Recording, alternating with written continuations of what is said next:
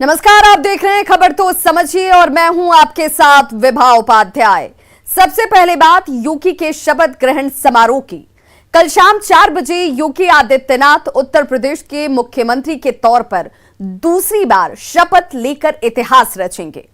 खास बात यह है कि इस ऐतिहासिक पल के गवाह मुख्यमंत्री नीतीश कुमार भी बनेंगे। पूरी रिपोर्ट देखिए और फिर नीतीश के निमंत्रण के मायने समझिए।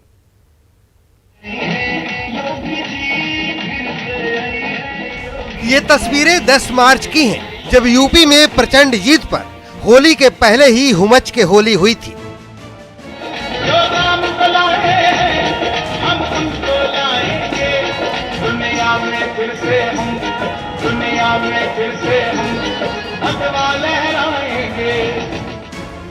मोदी योगी का ऐसा जादू चला कि जनता पर किसी भी दल का रंग नहीं चढ़ सका। उत्तर प्रदेश में बीजेपी ने जीत का इतिहास रच दिया। शुक्रवार को सीएम योगी दोबारा सीएम पद की शपथ लेकर नई लकीर खींचने वाले हैं। शपथ ग्रहण समारोह में बिहार के सीएम नीतीश कुमार और दोनों डिप्टी सीएम तारकिशोर प्रसाद और रेणु देवी भी शामिल होंगे। निश्चित तौर पर माननीय मुख्यमंत्री जी को भी माननीय मुख्यमंत्री उत्तर प्रदेश ने उन्हें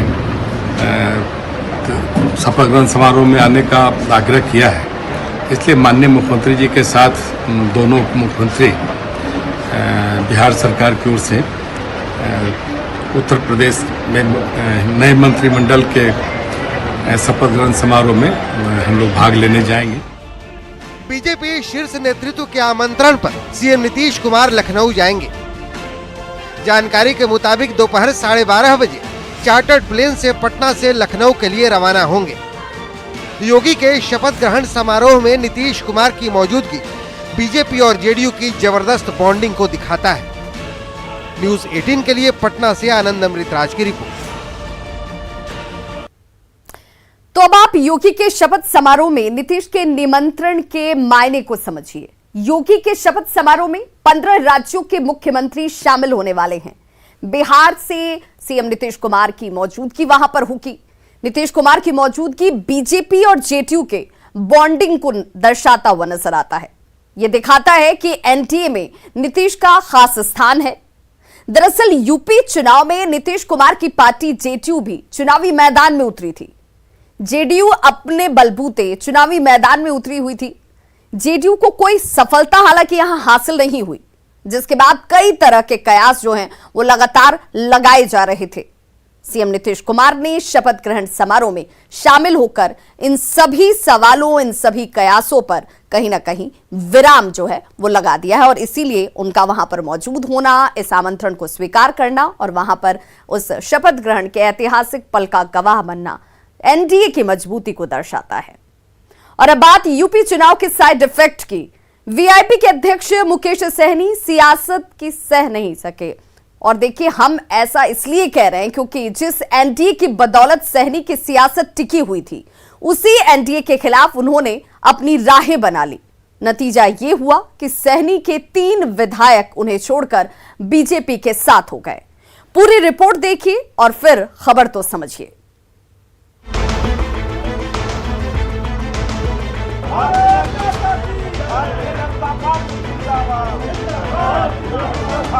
वीआईपी के तीनों विधायकों ने जैसे ही कमल थामा, सहनी शून्य हो गए।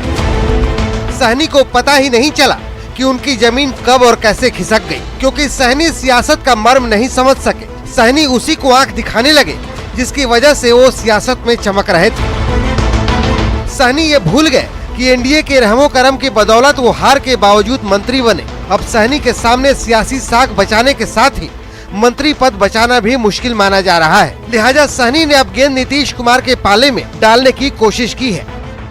मंत्री बिहार में बनाने का काम माननीय मुख्यमंत्री नीतीश कुमार जी ने किए हैं और उनका विशेष अधिकार है कि इनको मंत्री रखना नहीं रखना, ये अधिकार उनके क्षेत्र में है। वो जो निर्णय लेगा वो उस निर्णय के साथ मैं रहूंगा।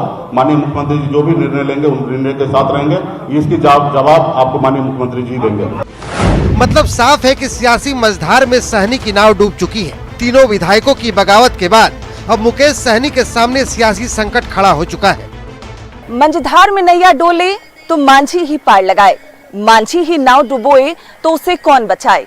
दरअसल मुकेश सहनी पर बीजेपी का आरोप है कि मुकेश सहनी खुद को सबसे बड़ा नेता मानते हैं और बार बार कोशिश करते हैं बीजेपी की नाव डुबोने की। लेकिन मुकेश सहनी ये भूल गए हैं कि नरेंद्र मोदी आज सभी जातियों के और सभी लोगों के सबसे बड़े नेता हैं, केवलहार हैं। कहना गलत नहीं होगा कि सियासी नाव पर सवार सहनी सियासत को सह नहीं सके। पटना से न्यूज 18 के लिए विनीता मिश्रा के साथ संजय कुमार की रिपोर्ट।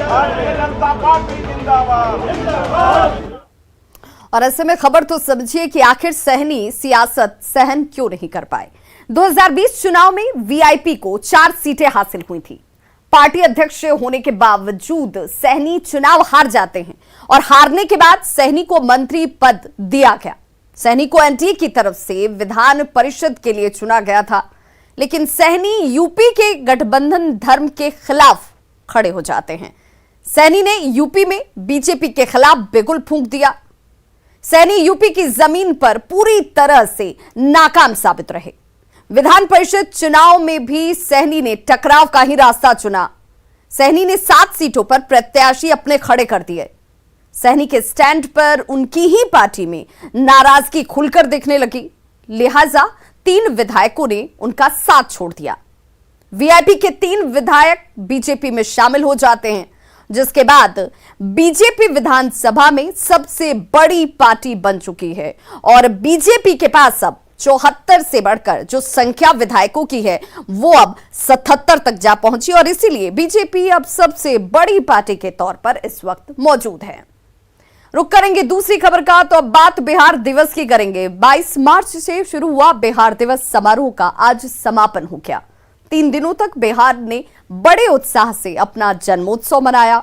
बिहार दिवस मनाने के पीछे क्या है मकसद, पूरी रिपोर्ट देखिए और फिर खबर तो समझिए। तक अपनी मिट्टी का जन्मोत्सव मनाने के बाद बिहार दिवस समारोह का समापन हो गया। समारोह का समापन राज्यपाल फागू चौहान ने किया।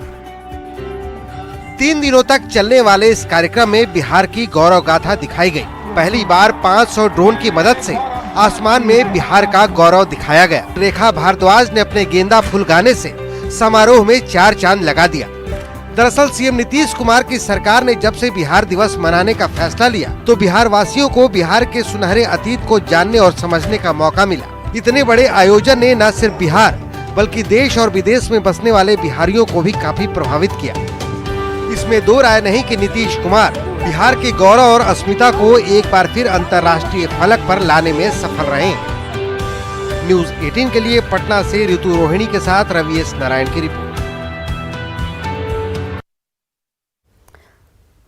और चलिए अब खबर तो समझिए। बिहार दिवस मनाने की परंपरा जो है वो 2010 में ही शुरू हुई। मुख्यमंत्री नीतीश कुमार ने परंपरा की शुरुआत की थी। सत्ता संभालने के 5 साल के बाद ही मुख्यमंत्री नीतीश कुमार ने इसकी शुरुआत कर दी और मुख्यमंत्री नीतीश कुमार ने इसकी पहल की। नीतीश कुमार ने 5 सालों में हर क्षेत्र का विकास किया। 2005 से पहले बिहार में जंगल राज माना जाता है। नीतीश कुमार ने उस परिपाटी को तोड़ा, उस मिथ्य को तोड़ा। नीतीश कुमार ने लॉ एंड ऑर्डर के साथ सभी क्षेत्रों का विकास किया। हेल्थ से लेकर बुनियादी ढांचे का विकास मुख्यमंत्री नीतीश कुमार की तरफ से किया गया। लेकिन बिहार दिवस सीधे तौर पर बिहारियों के स्वाभिमान से जुड़ा हुआ है। बिहारियों का मनोबल ऊंचा बना रहे, इसके लिए बिहार दिवस की शुरुआत हुई और बिहार दिवस के जरिए बिहार का गौरव लोगों तक पहुंचाया गया, बताया गया, इसे दिखाया गया। बिहार का स्वर्णिम इतिहास दुनिया के सामने एक बार फिर से आया। अंतर्राष्ट्रीय फलक पर बिहारी अस्मिता की स्थापना होती है, लिहाजा हर साल बिहारियों को बिहार दिवस का इंतजार रहता है। बिहार दिवस महज एक उत्सव मात्र नहीं है, बल्कि ये सीधे सीधे स्वाभिमान से जुड़ा हुआ है और इसीलिए हर साल इसका आयोजन होता रहा है। कोरोना की वजह से बीच में 3 सालों तक इसका आयोजन नहीं हुआ, लेकिन एक बार फिर से इस वर्ष आयोजन भव्य तरीके से हुआ। और रुक करेंगे दूसरी खबर का। अब एक ऐसी खबर जो शासन और प्रशासन के साथ समाज पर भी सवाल खड़े करती है। दरअसल मधेपुरा में चरित्रहीनता के आरोप में लठैतों ने डंडे से मारकर एक महिला को बेदम कर दिया। पूरा गांव तमाशा देखता रहा। पूरी रिपोर्ट देखिए और फिर खबर तो समझिए।